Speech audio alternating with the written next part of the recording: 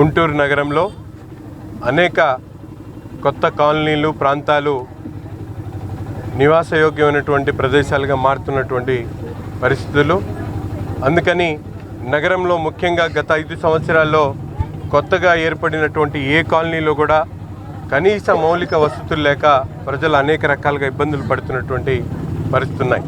ముఖ్యంగా పాత గుంటూరు ప్రాంతంలో బాలాజీ నగర్ ఎక్స్టెన్షన్ ఏరియా కానీ, ప్రగతి నగర్ కానీ, దుర్గానగర్ కానీ అనేక కాలనీలో కనీసం ఒక తట్టమట్టి కూడా గత 5 సంవత్సరాల్లో ఏలేనటువంటి పరిస్థితులు.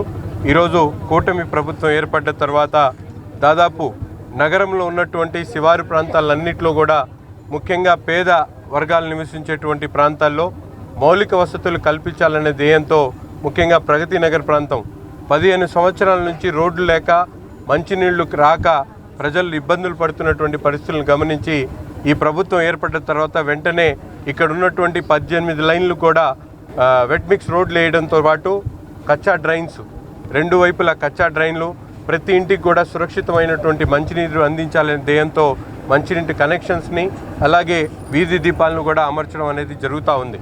అంతేకాకుండా బాలాజీ నగర్ ఎక్స్టెన్షన్లో ఆ ప్రాంతంలో కూడా కొత్తగా ఏర్పడినటువంటి కాలనీ కాబట్టి అక్కడ అవసరమైనటువంటి 2 డ్రైన్స్తో పాటు ఒక సీసీ రోడ్ను దాదాపు 40 లక్షల రూపాయలతో ఆ ప్రాంతంలో కూడా ఈరోజు శంకుస్థాపన చేయడం జరిగింది.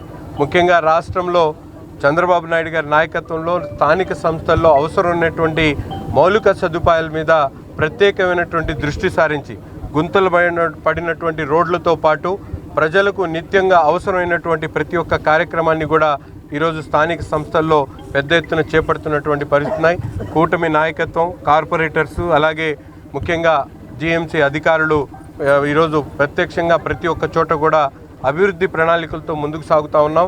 రాబోయేటువంటి 1 సంవత్సరంలో గుంటూరు తూర్పు నియోజకవర్గంలో ఏ కాలనీలో కూడా రోడ్ల దుస్థితి కానీ, వీధి దీపాలు కానీ, కుళాయి కనెక్షన్స్ అవసరం లేదన్నటువంటి విధంగా పూర్తిగా అభివృద్ధి చేస్తామని చెప్పి ఈ సందర్భంగా తెలియజేస్తా ఉన్నాం.